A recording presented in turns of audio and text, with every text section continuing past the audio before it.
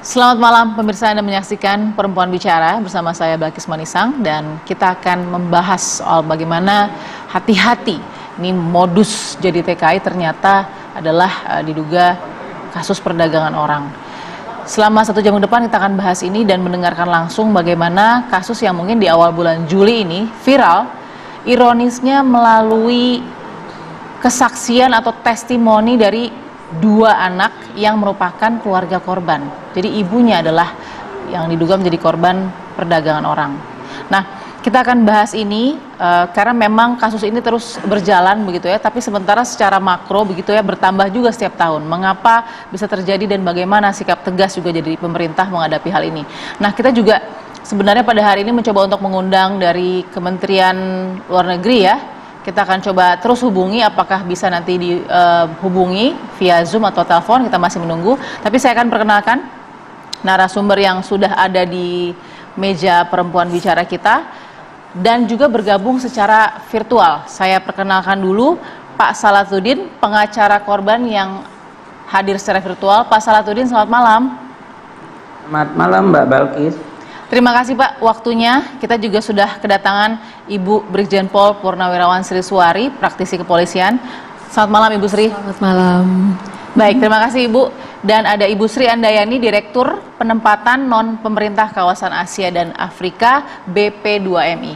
Selamat malam Ibu Sri. Selamat malam Mbak Balkis. Baik, sehat ya Bu ya? Alhamdulillah sehat. Baik, dan tentunya ada Mbak Anis Hidayah dari Komnas HAM. Mbak Anis, apa kabar? Baik Mbak, baik. Oke, kita sudah siap ya, akan kita lihat bagaimana perjalanan kasus ini. Yang pertama saya mau dengarkan dulu bagaimana informasinya ini bisa kita rangkum dulu selama yang terjadi sejak awal Juli itu.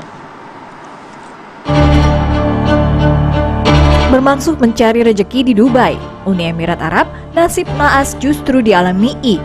Seorang pekerja imigran asal Cianjur, Jawa Barat. I disekap oleh kelompok perdagangan orang di Dubai yang kemudian dijadikan pekerja seks. Keluarga korban melaporkan kasus ini ke kepolisian, serta membuat video permohonan agar pemerintah segera menyelamatkan ibu mereka. Video ini viral di media sosial. Dan ibu kami terakhir berkomunikasi dengan kami, yaitu menyatakan disekap oleh kelompok perdagangan orang yang dijadikan pelayan seks. Agen pekerja di Indonesia yang diduga terlibat kelompok perdagangan orang ditangkap. I pun berhasil diselamatkan dari tempat penyekapan. Diiming-imingi gaji besar kerja di luar negeri, pekerja imigran menjadi sasaran empuk sindikat perdagangan orang. Baik, saya masih terasa ironis ya begitu ya Mbak Anis, Ibu Sri dan juga Ibu Siswari. Kita lihat bagaimana video ini justru kemudian membawa juga perjalanan kasus ini ditangani saat ini. Yang baru diamankan terklarifikasi adalah salah satu calo dari sponsor ya, begitu ya. Tapi kita belum tahu apakah sponsornya sudah diamankan atau belum. Nah, saya langsung mau ke Pak Salatudin dulu. Pak Salatudin, yang pertama saya harus klarifikasi Pak, ini bagaimana Bapak ditunjuk atau memang LBH Keadilan kalau tidak salah ya, menjadi kuasa hukum atau pengacara dari keluarga korban? Silakan Pak Salatudin.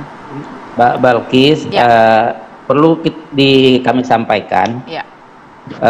kami menerima waktu itu WA dari Dubai yang kita tidak tahu namanya pertamanya pada tanggal 15 April. Yang kita sebut namanya L ya, L aja lah. Ya. Lalu karena dia meminta bantuan kepada tim saya, tim LBH Keadilan, lalu kita bertanya karena dia menyatakan dari Cianjur. Lalu kita tanya alamatnya di mana, kita tanya ketika itu paspornya dan segalanya, dia menyatakan paspor tidak punya, tidak ada karena sudah diambil oleh majikan dan karena dia melarikan diri kan gitu ya. Nah, lalu kita bilang kalau begitu tolong keluarga Bapak atau siapa yang bisa datang ke kantor kami. Maka pada tanggal 27 April datanglah orang tua dan suaminya Bu Ida, orang tua L dan suaminya Bu Ida ke kantor kami membuatkan kuasa. Nah, setelah kami tanya mendetail dan segalanya, akhirnya kami temukan ini siapa yang mengirimkan. Nah, jadi kalau ini cerita L dan Ibu Ida ini ternyata satu sekapan di Dubai-nya. Nah, jadi L ini yang pertama memberitahukan bahwa dalam satu sekapan itu di Dubai itu mereka ada orang Indonesia 6 orang, orang Cianjur 4, orang Subang 1, orang Indramayu 1, orang Banten kalau nggak salah 1. Nah, jadi pendek cerita kita waktu itu dengan L ini, karena L ini pada tanggal 27 itu juga L ini menyampaikan melalui WA-nya karena dia dalam keadaan sakit mau dibawa ke rumah sakit sehingga dia bisa keluar dari apartemen itu, kita disebutnya apartemen gitu ya. Baik. Nah, ketika itu dia bisa berkomunikasi tepat waktu itu, waktu jam kantor jam 11 siang. Jam 11 siang waktu kantor. Kebetulan dia WA ke saya, ke tim saya, lalu saya minta coba bisa tidak kamu kira-kira melarikan diri, cari kantor polisi terdekat atau bagaimanapun caranya, teriak dan segalanya. Nah, sehingga dia ada kesempatan untuk lari pada waktu itu, si L ini ya, pada waktu itu lari, lalu di kantor polisi Dubai alhamdulillah ketemu, tetapi kantor polisinya ini tidak mau menerima karena L ini tidak ada identitas.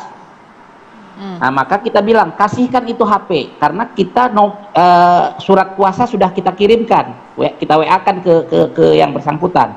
Kasihkan itu HP kamu, tunjukkan itu surat kuasa, transkrip. Lalu saya bicara dengan polisi polisi tersebut. Karena saya tidak bisa bahasa Arab, maka saya bahasa Inggris seal kadarnya waktu itu.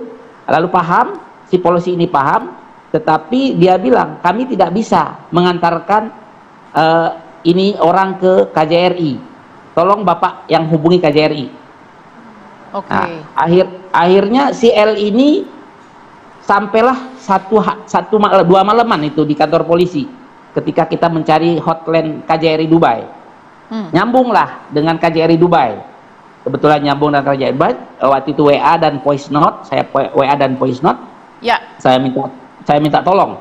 Akhirnya orang KJRI bilang, Pak, tolong klien Bapak atau L itu suruh naik taksi ke KJRI. Nanti kami yang bayar di KJRI. Sehingga setelah 2 hari di kantor polisi itu, L ke KJRI. Nah, setelah di KJRI amanlah L ini kan. Oke. Nah, lalu kami berkomunikasi. Kan L ini ketika ke KJRI saya suruh bercerita karena ada warga negara Indonesia, teman-teman dia masih disekap. Ya, tetapi kelihatannya KJRI tidak merespon itu dengan baik pada waktu itu, sehingga kami minta kepada orang KJRI ini di sana kita berkomunikasi, kapan ini klien kami bisa pulang. Nah, akhirnya hanya sekitar 1 minggu di KJRI kita pulangkan, kita biaya, artinya tiket kita beli ya, kita yang bayarkan tiketnya. Pulanglah, kita jemput ke tanggal 30 itu kita jemput di bandara 30 April kan, ya Pak Salahuddin ya 30 April 30 bukan 30 April itu. Oke. Dari Baik. ketika itu kita jemput di sana, ternyata L ini sudah ditunggu oleh pihak BP2MI. Oke. Karena waktu itu pesawatnya jam 1, kami baru bisa sampai ke bandara waktu itu jam 4-an sore. Ya. Lalu ketika penyerahan dari BP2MI sudah bilang ke kami, apakah L sudah diintegrasi? Saya bilang waktu itu, sudah Pak, ini sudah diintegrasi oleh orang Kemenlu dan BP2MI. Artinya apa yang diceritakan oleh L bahwa teman-temannya ada di dalam satu sekapan itu mereka sudah tahu, ya kan? Tetapi karena tidak ada pergerakan waktu itu, maka setelah L pulang, Ibu Ida ini kan menghubungi suaminya karena minta pulang, karena sudah dipindahkan dari tempat yang mereka terdahulu. Baik. Maka kita mintalah Sherlock, karena ini setiap dia mengirimkan harus dihapus. Betul. Kalau tidak, kalau ketahuan oleh mucikarinya, maka dia akan disiksa. Yeah. Ketika itu, maka kita membuat pengaduan 27 Mei itu kita buat pengaduan ke Polres Cianjur. Oke. Setelah itu tanggal 30 Mei itu pemeriksaan oleh Polres Cianjur, yaitu suaminya Ibu Ida, korban, ya? Pak Suryana, saya dampingi ya. Baik. Lalu karena waktu itu kan ditangani oleh PPA, unit PPA. Lalu saya tanya nih, ketika setelah tanggal 30 itu, maka ada pemberitahuan ke kantor kami oleh Polres bahwa laporan pengaduan dari pihak LBH Keadilan ditangani oleh tim Satgas TPPO. Baik. Maka tanggal 16 itu diperiksalah kembali klien kami ini, dan yang kami laporkan itu kan dalam pengaduan kami sudah jelas itu ya, siapa orangnya, Haji Rahmat, dan yang sponsor yang satu lagi ya, dan sponsor Jakartanya juga sudah kita jelaskan. Sudah dilaporkan, di situ. iya, baik. Oke, tapi belum ya Pak ya, ini sampai di situ. Saya mau nanti cross check ke Ibu Sri Handayani ya, yang juga menangani kasus ini begitu. Pak Salahuddin sudah cukup lengkap dan komprehensif tadi kronologi dari Pak Salahuddin. Kita harus jeda dulu, sesaat lagi di Perempuan Bicara. Baik, terima kasih Anda masih bersama Perempuan Bicara di segmen pertama tadi. Pengacara dari korban, dugaan ya, korban TPPO, perdagangan orang, sudah memberikan kronologinya. Nah, saya akan menyapa juga yang kebetulan sudah memberikan waktu, Direktur Perlindungan Warga Negara Indonesia, Kementerian Luar Negeri, Pak Judah Nugraha. Selamat malam Pak Judah. Selamat malam Mbak Balkis. Baik Pak, saya yakin tadi Bapak sempat dengar juga bagaimana beberapa pertanyaan dari pihak pengacara ya, karena pada saat ada golden moment tadi di KJRI untuk bergerak cepat begitu ya, mengatasi dugaan TPPO ini, ternyata tidak direspon tadi kesaksian dari pengacara. Silahkan Pak Judah, betulkah seperti itu dan apa kendalanya? Ya, dapat kami sampaikan bahwa terkait dengan penanganan kasus TPPO yang dialami oleh Ibu Ida, kami di pusat menerima informasi tersebut pada awal bulan Juni yang lalu. Ya, kemudian kita segera menyampaikan kepada KJRI Dubai. Bapak Konjen sendiri yang kemudian memfollow up. Ya, pada saat tersebut memang informasi mengenai keberadaan dan identitas Ibu Ida ya masih belum lengkap kita terima. Kemudian kita coba untuk menghubungi berbagai macam masyarakat kita, terutama pekerja migran yang ada di Dubai, untuk melacak keberadaan Ibu Ida, termasuk dari dokumen paspor. Kami mendapatkan dokumen paspor Ibu Ida yang lama. Ya, jadi memang Ibu Ida pernah berangkat ke Dubai ya sebelumnya. Nah, kemudian dari paspor yang lama tersebut kami lacak kembali, kami kerjasama dengan dari KJRI kerjasama dengan Bapak Atpol ya, dari Riyadh dan berkoordinasi dengan Polres Cianjur, dan kemudian kita mendapatkan informasi lengkap ya, mengenai Ibu Ida. Semua informasi yang kita berhasil kumpulkan tersebut kemudian kita sampaikan kepada kepolisian Dubai untuk bisa dibantu melacak dan kemudian dilakukan langkah-langkah penyelamatan.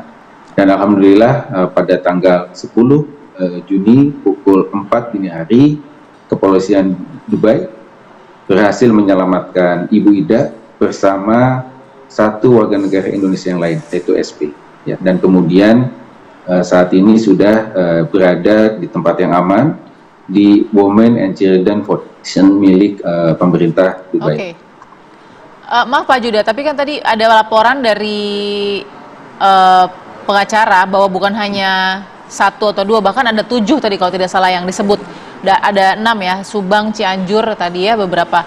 Nah, Banten juga ada tadi Pak Judah. Artinya ada sekian orang lagi yang masih belum jelas begitu statusnya yang diduga menjadi korban TPPO juga. Ini ada kendala apa mungkin Pak Juda untuk memastikan cross check identitas dan lain-lain yang sebenarnya berkejaran dengan waktu begitu?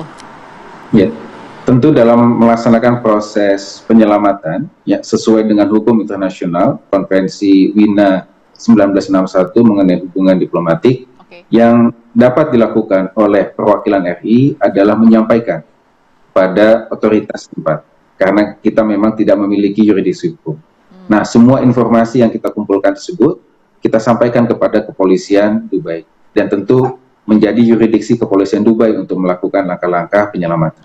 Nah, dalam proses razia yang dilakukan pada tanggal 10 Juni pada pukul 4 dini hari, disebut ada 2 warga negara kita yang berhasil diselamatkan. Nah, tentu nanti ya ketika ada informasi tentu kami berterima kasih nanti kepada Pak Saladatun ketika ada detail informasi lebih lanjut ya terkait dengan warga negara kita yang lain, kita bisa sampaikan kepada kepolisian Dubai untuk dilakukan langkah-langkah penyelamatan. Baik, terima kasih Pak Juda. Saya mau ke Ibu Sri Handayani dulu yang juga menangani kasus ini. Benar nggak sih Bu, TKW ini juga dikirim ke Dubai dijadikan pekerja seksual?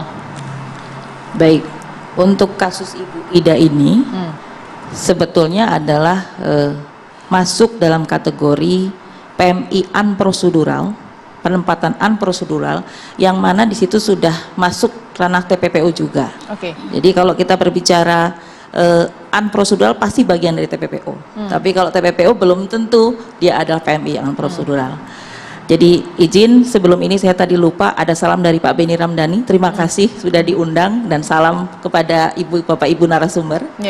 Nah, kemudian dengan kasusnya Ibu Ida ini, jadi ini adalah penempatan yang dilakukan oleh orang perseorangan. Dan secara aturan, secara undang-undang jelas ini adalah melanggar undang-undang kaitan dengan PMI adalah Undang-Undang 18 tahun 2017. Kemudian PP2MI sesuai dengan fungsinya pada saat sudah sampai ke Indonesia, maka untuk PMI yang terkendala akan kami fasilitasi, bahkan kami antar sampai ke rumah ya. Nah, kemudian kami juga melakukan koordinasi dengan berbagai lintas sektor, kementerian lembaga, termasuk juga kami sangat mengapresiasi dan terima kasih kepada teman-teman di Kepolisian Republik Indonesia yang sangat luar biasa di dalam melakukan pencegahan untuk TPPO ini, dan teman-teman imigrasi yang melakukan pengetatan di TPI. Mungkin itu sementara yang bisa kami sampaikan, Mbak Bilkis. Terima kasih. Nah, bagaimana yang tadi diceritakan juga oleh Pak Salahuddin tadi ya, dan mungkin tadi kesaksian dari video anak-anak korban begitu, apakah benar ini dijadikan pekerja seks? Iya, kalau dari hasil klarifikasi dan kami dengar dari keluarga korban, karena memang ini kan tadi saksi bahkan dari anaknya ya. Jadi waktu tadi L sudah sampai, tadi Pak Salahuddin bilang bahwa sudah sampai di Indonesia, langsung Pak Kabadan dan beberapa pimpinan tinggi di tempat kami langsung mengantarkan sampai ke daerah asal, dan kemudian juga sudah bertemu dengan suami dan anak-anak dari Bu Ida.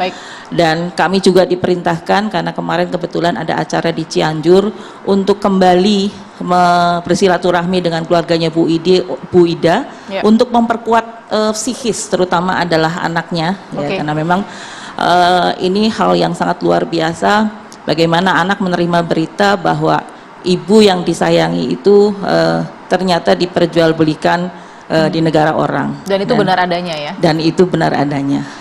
Nah, kami menyampaikan bahwa keluarga sangat penting, bagaimana nanti pada saat Ibu Ida kembali untuk memperkuat mental daripada Bu Ida, sehingga Bu Ida bisa kembali ke masyarakat seperti sedia kala.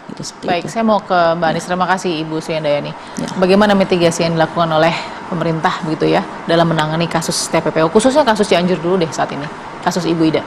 Ya, sebenarnya kalau kita kembali pada regulasi Undang-Undang TPPO maupun Kovenan Internasional hak asasi manusia terkait dengan trafficking in persons gitu ya, ada beberapa prosedur yang harus dilakukan oleh pemerintah selaku pemangku kepentingan gitu ya dalam pemenuhan hak asasi manusia. Pertama adalah memastikan hak korban atas perlindungan dan pendampingan. Jadi itu meliputi soal pastikan harus ada di tempat yang aman, kemudian ada kebutuhan layanan medis, psikologis begitu ya, termasuk kesehatan mentalnya. Jika tidak ada maka diperlukan rujukan gitu ya, referral system. Tadi Pak Juda menyampaikan sekarang ada di shelter negara setempat gitu ya, itu mekanisme yang memang harus ditempuh gitu ya. Yang kedua tentu adalah akses to justice gitu ya, akses atas keadilan. Bagaimana proses hukum yang sekarang sedang berjalan ini mesti dikawal dan tidak, kami mengapresiasi ada satu orang calo sponsor yang sudah ditangkap gitu ya, tetapi bagaimana kemudian yang lain-lain, aktor intelektualnya gitu ya, siapa tahu ada keterlibatan oknum negara misalnya, itu juga dipastikan gitu. Kemudian yang juga sangat penting, yang juga sering luput dalam pemenuhan hak korban itu adalah rights to remedy gitu, hak atas pemulihan korban. Nah ini meliputi aspek-aspek psikologis ya, medis gitu ya, karena mereka mengalami traumatik, apalagi ini adalah korban eksploitasi seksual gitu, harus dipastikan hak atas kesehatan reproduksinya gitu ya, bagaimana dalam jangka pendek, menengah, panjang gitu ya, ini dipastikan, termasuk juga hak atas restitusi nantinya dalam proses hukum ya, ganti rugi karena banyak sekali kerugian yang sudah dialami para korban gitu ya, dan tadi ada beberapa korban yang lain yang juga dalam proses. Ini mesti dalam proses penanganan sejak awal ini dipastikan restitusinya diperhitungkan gitu ya. Biasanya dalam hal ini penyidik, LPSK menjalankan peran-peran itu gitu. Oke, saya mau lihat lagi lebih dalam seperti apa. Saya yakin Ibu Sri sebagai praktisi belasan tahun sudah tahu betul bagaimana modus operandi dan sebenarnya yang dilakukan oleh tadi pemerintah begitu ya, dan mungkin pihak dari kedutaan juga sudah tepat atau sebenarnya bisa lagi nih dikejar lebih cepat. Apalagi kan masih banyak korban. Sesaat lagi ya Bu ya, kita harus jeda dulu, tetap di Perempuan Bicara. Ya, hati-hati menjadi TKI, ada modus TPPO atau perdagangan orang begitu ya yang mengintai. Nah, saya langsung lanjut ke Ibu Sriswari yang sudah belasan tahun menjadi praktisi kepolisian dan menangani langsung TPPO nih ya. Ibu, dari kasus yang berjalan, kita lihat sebenarnya apa yang bisa dilakukan lebih baik sebenarnya? Karena ada kebutuhan, satu ya, kebutuhan komunikasi juga dari keluarga dan juga Ibu Ida. Ya, begitu kita mendengar tadi dari penjelasan beliau bahwa Ibu Ida ada di shelter di negara di mana dia diamankan. Ini saya menduga ini adalah dalam rangka proses hukum sesuai dengan aturan hukum di negara setempat. Karena kalau memang dia ada dalam penanganan konsuler atau KJRI, nggak di situ tempatnya, harusnya ada di shelter KJI. Tapi karena ada kebutuhan untuk penegakan hukum, maka ada di shelter negara setempat. Nah, bagaimana dengan kebutuhan? Ini bagian dari layanan konsuler. Menurut saya kalau hubungan yang indah, harmonis, hanya kebutuhan komunikasi itu menjadi bagian tak terpisahkan dari hak asasi manusia, dari proses penegakan hukum sendiri. Jadi hemat saya akan bisa difasilitasi dengan baik oleh rekan-rekan konsuler apabila ada kebutuhan ini memang benar-benar dikomunikasikan. Barangkali pada kesempatan ini Pak Direktur TWRI bisa mendengar ini, bisa difasilitasi dengan segera. Saya meyakini ini bukan hal yang sulit untuk dilakukan. Itu bisa, karena pernah dilakukan? Bisa, sangat sering. Sangat sering. Ya. Kita klarifikasi ke Pak Juda ya. Pak Juda, mungkin tidak Pak, ini kan salah satu kebutuhan mendasar bagi korban dan keluarga juga adalah komunikasi yang sudah lama terputus. Bisa tidak ini difasilitasi Pak Juda Negara? Silakan. Tentu sangat bisa difasilitasi. Jadi pada saat tanggal 10 Juni yang lalu, yang sudah tadi kami sampaikan, penyelamatan Ibu Ida tanggal 10 Juni pukul 4 dini hari, maka pada saat hari itu juga Bapak Konjen RI sudah bisa menemui Ibu Ida dan kemudian memfasilitasi komunikasi Ibu Ida dengan keluarganya yang ada di Cianjur. Jadi komunikasi itu sudah dilakukan dan sudah difasilitasi melalui layanan video call. Nah, saat ini betul tadi seperti disampaikan Ibu Sriswari bahwa saat ini Ibu Ida sedang menjalani proses penyelidikan sesuai dengan hukum yang berlaku di Dubai. Karena memang kepolisian Dubai memiliki kepentingan untuk membongkar jaringan sindikat prostitusi yang ada di sana. Baik, terima kasih Pak Juda. Dilanjutkan lagi Ibu Sri tadi. Nah, kalau memang demikian, maka Bu Ida dan keluarganya harus memberikan dukungan moral dari jauh. Ini tidak bisa cepat proses hukumnya, tergantung proses hukum di negara setempat. Apapun itu keadaannya, kami berharap, saya mantan aparat hukum, berharap support dari keluarga, jangan mendesak Bu Ida untuk pulang, sehingga jaringan besar ini bisa terungkap. Tidak hanya mengungkap di negara tujuan, maka jaringan yang di dalam negeri juga diungkap. Harapan saya, ini kan baru satu yang namanya sponsor atau calo yang ada di lini terdepan yang baru dipegang. Saya yakin dia hanyalah kolektor di daerah, lalu diserahkan kepada seseorang. Mastermind-nya di sini, dialah yang penikmat banyak keuntungan. Saya berharap rekan-rekan saya dari kepolisian menerapkan hukum TPPU. Jadi tindak pidana pencucian uang, pemberantasan pencucian uang. Ini dikenakan sehingga nanti proses apabila ada tuntutan restitusi ini bisa menjadi menolong korban. Maka aparat hukum menjadi pahlawan di dalam konteks ini. Maka saya berharap teman-teman bisa lebih menjiwai kepahlawanan ini dengan cara menggunakan seluruh piranti hukum. Bila perlu begitu tahu, dapat kabar, kita berharap nanti Pak Yuda juga bisa memfasilitasi hanya dengan komunikasi lisan. Siapa di Indonesia segera dipegang, langsung dilacak rekeningnya, semua langsung dibekukan. Jadi dengan diamankannya Pak Rahmat itu masih jauh dari pengungkapan? Masih jauh. Sangat masih jauh dari pengungkapan. Rahmat itu saya meyakini dapatnya paling banter 2-3 juta. Tapi begitu orang yang ada di sini bisa sampai ratusan juta. Sponsor maksudnya ya? Rahmat itu ya sponsor ya ini. Tapi ini adalah trafficker yang sesungguhnya itu ini. Jadi kalau yang di lini terdepan itu biasanya adalah orang karena dia sebenarnya dia hanya mencari recehan karena dia mengenal kok korbannya. Jadi dia tidak mungkin menerima, andai kata dia tahu bakal jadi begini pasti dia mundur. Dia mundur, maka dia dengan mudah menyalahkan korbannya. Kenapa sih lari? Karena selama ini barangkali dia memperantarai hanya untuk berangkat ke luar negeri untuk menjadi PMI. PMI yang legal. Nah, ternyata penempatannya secara perorangan. Berarti dari awal intensinya, niatnya, mens reanya memang trafficking. Dari Mbak Anis, dari data yang ada begitu ya, mungkin saya nggak tahu dipegang Komnas HAM juga sebenarnya apakah menjawab sih penanganan kasus ini terhadap hak dan turun nggak sih sebenarnya angka TPPO ini di Indonesia sebenarnya? Atau sama aja atau malah tambah buruk misalnya? Silakan Mbak Anis.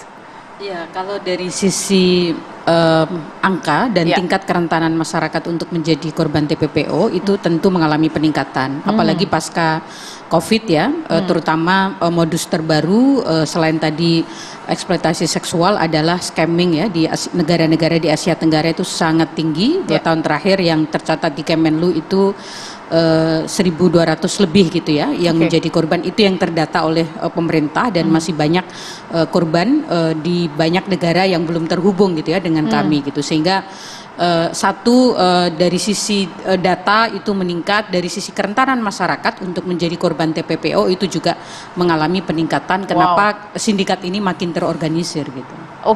Kenapa susah diberantas Ibu Sri? Sebenarnya tipologi kejahatan itu ada yang mudah, ada yang sukar. Ya, tetapi dalam kasus ini kita melihat bagaimana perjuangan seorang anak. Ini sudah bisa menjadi role model bahwa ketika Anda menjadi korban, beranilah bicara. Tapi kita nggak membenarkan nunggu anak yang membuat viral ibunya jadi korban perdagangan orang. Nah, dari mana kita bisa mengetahui? Kejahatan kan selalu menyembunyikan dirinya. Itu persoalannya. Apalagi mereka berangkat secara perorangan. Pasti visanya bukan untuk bekerja. Bisa jadi visanya kunjungan sosial budaya, bisa jadi visa wisata. Tidak mungkin dia bisa keluar bukan sebagai buruh migran Indonesia. Jadi modusnya ada berapa? Nah, kalau soal modus Balkis, dari yang suci sampai yang kotor. Kenapa saya bilang suci? Yang mulia. Adopsi mulia enggak? Mulia dong. Nah, itu juga jadi praktek kejahatan. Mengirimkan talent ke luar negeri mulia tidak, tapi itu menjadi kedok praktek trafficking. Berapa perempuan Indonesia yang dikirim ke Jepang atas nama jasa impresariat untuk showbiz, yang dikirim bukan orang ecek-ecek loh, dan itu kena semua gitu. Artinya apa? Mulai dari pekerja migran dan di Indonesia sendiri, mulai dari yang mulia, panti asuhan mulia, Ya. Itu juga kedok trafficking, bisa digunakan. Artinya apa? Saya ingin mengatakan bahwa ini masuk ke semua lini kehidupan. Maka homo homini sosial ini perlu kita bangun. Bahwa perlu kita panti asuhan. Caranya apa? Dia ngambil uang dari negara untuk kehidupan anak-anak. Pada saat yang sama bisa jadi praktek adopsi ilegal bermain di sana. Oke. Kita cross check ya ke Bu Sri Handayani yang menerima nih, misalnya ketika ada kasus begitu kan sampai ke Indonesia, benar nggak tadi asal muasal mereka para korban ini benar dari salah satunya showbiz dan lain-lain yang ditangani langsung oleh Bu Sri Handayani misalnya?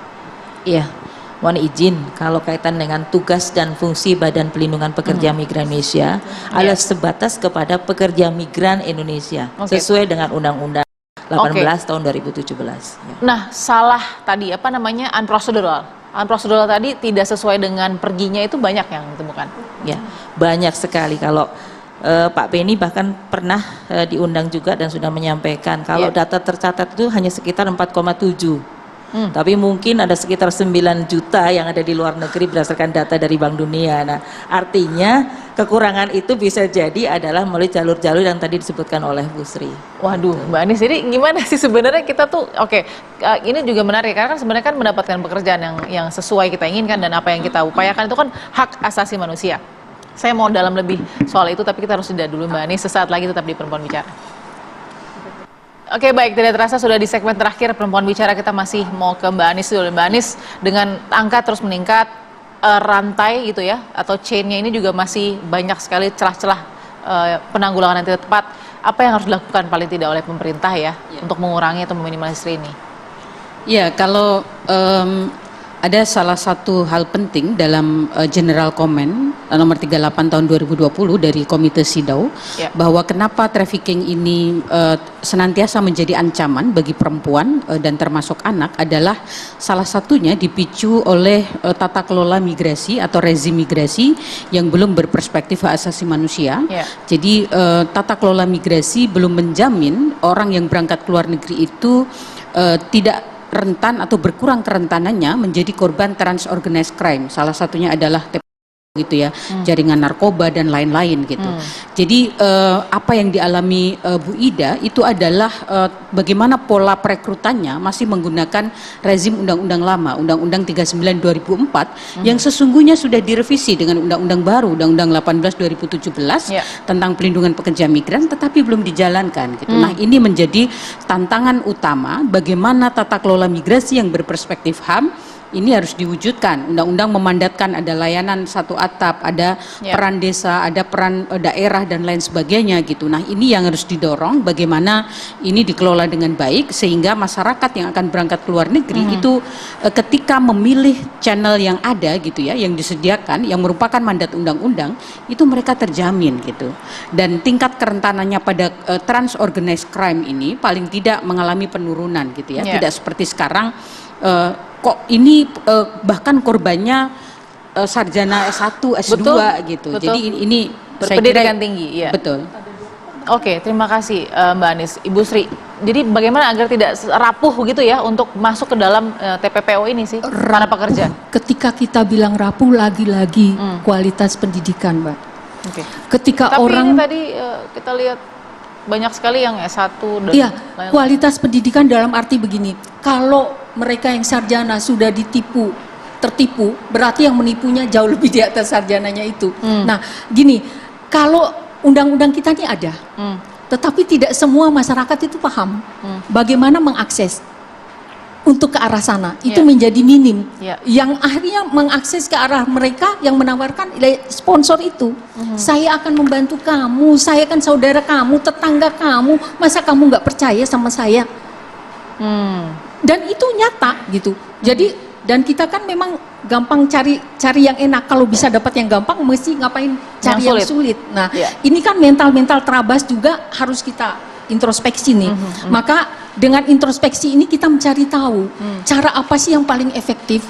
Barangkali beliau sudah berusaha mendekatkan bursa kerja dengan yang membutuh kerja.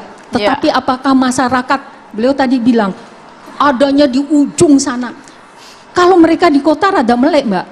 Tapi yang di pinggir-pinggir jalan yang ada di perimeter perbatasan ini yang paling rentan. Menjadi target, Lagi-lagi ketidaktahuan.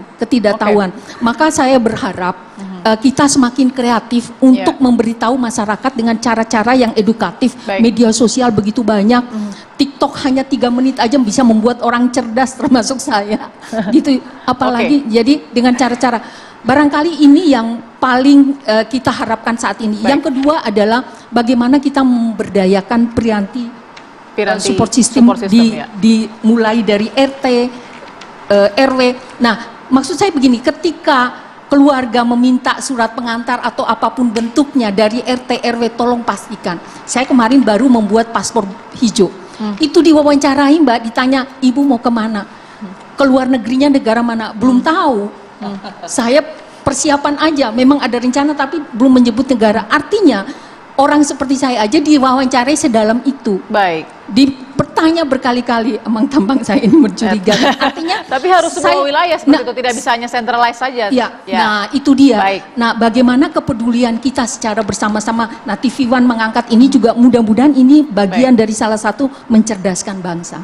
Mudah-mudahan Ibu Sri Handayani, saya kasih kesempatan kira-kira ke depannya nih supaya tantangannya ini bisa selalu dijawab, apa yang harus diingat dalam penanganan? Satu, berbicara TPPO seperti yang sudah disampaikan oleh Bapak Kabadan dalam kesempatan yang lain.